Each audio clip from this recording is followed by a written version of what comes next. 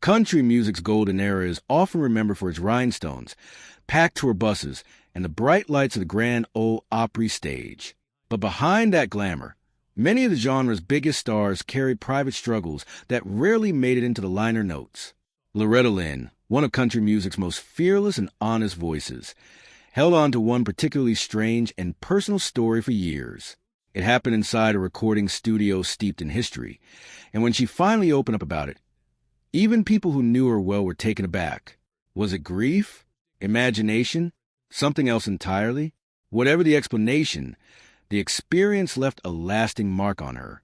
To understand why that moment mattered so much, it helps to start at the very beginning of her extraordinary life. Loretta Lynn's story begins in Butcher Hollow, a remote corner of Van Lear, Kentucky, where hardship was an exception. It was simply how life worked. Born the second of 8 children, she grew up in a cramped one-room cabin with almost none of the comforts most people take for granted. The town itself was controlled by a coal company that owned the houses, ran the general store, and even issued its own currency, keeping families like the Webbs in a cycle of dependency. From an early age, Loretta understood what it meant to go without. She often slept on the floor huddled with her siblings under blankets to survive the harsh Appalachian winters. Illness was a constant threat in a place with little access to real medical care. As a child, a severe ear infection required doctors to drill into her skull just to save her hearing, an alarming procedure that reflected how limited treatment options were. Her mother walked 10 miles each day simply to be at her daughter's bedside, since there was no money to stay at the hospital. Years later, a serious leg infection sent Loretta back to the hospital, another reminder of how fragile life could be in that environment. These early trials built a quiet toughness that would define her for the rest of her life. Music became both an escape and eventually a calling. She had no formal training and no instruments growing up. Her earliest performances were simply lullabies sung to her younger siblings on the family's porch. Her voice carried through the hollow with such power that neighbors working nearby would stop what they were doing just to listen. That small, informal encouragement planted the first seeds of confidence.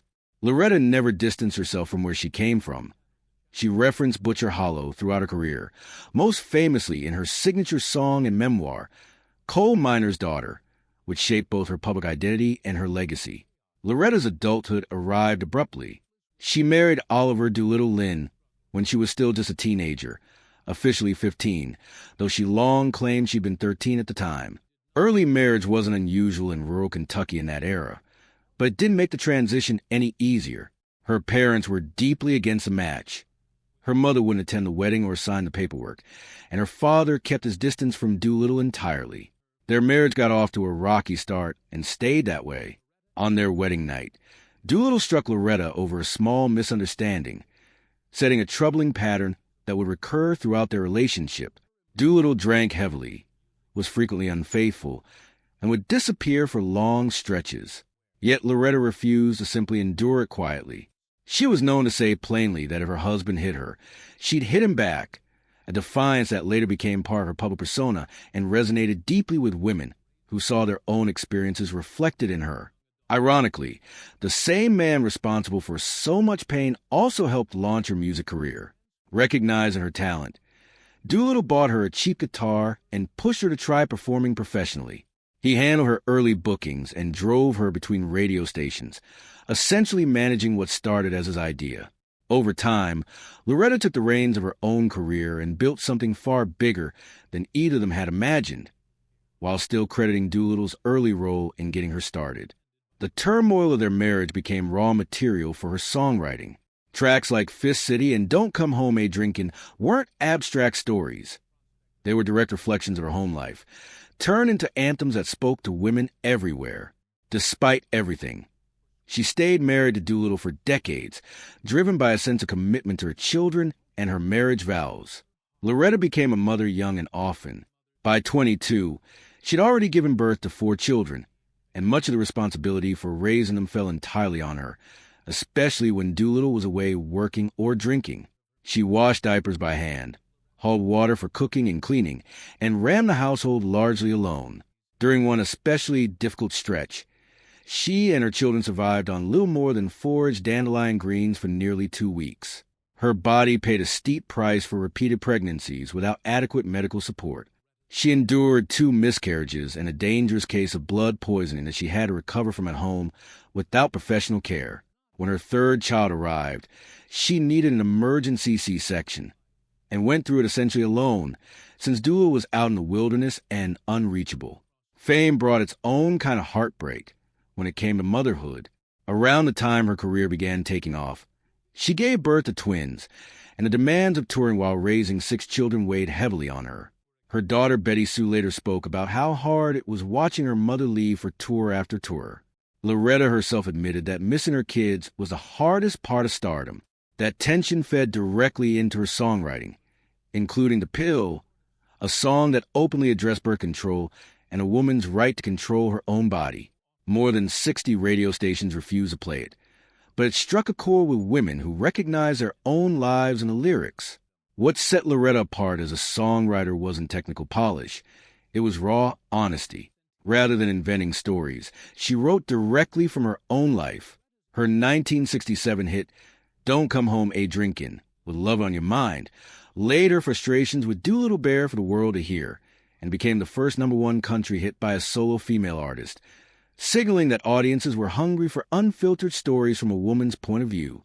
Fist City, inspired by a real rival who had caught her husband's eye, was another example of Loretta refusing to play the passive, heartbroken wife that country radio expected. The song became a #1 hit despite some stations' hesitation over its confrontational tone. Songs like Rated X tackled divorce and social judgment, adding to a body of work that functioned almost like a social record of what it meant to be a woman in mid-20th century America. Loretta didn't dress up hardship. She named it plainly, and in doing so gave a voice to frustrations many women felt but rarely heard expressed publicly. In 1984, Loretta faced the kind of loss no parent is prepared for.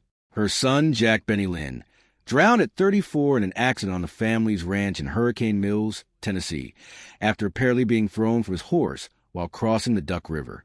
Loretta was hospitalized in Illinois for exhaustion when it happened, and Doolittle had to deliver the devastating news.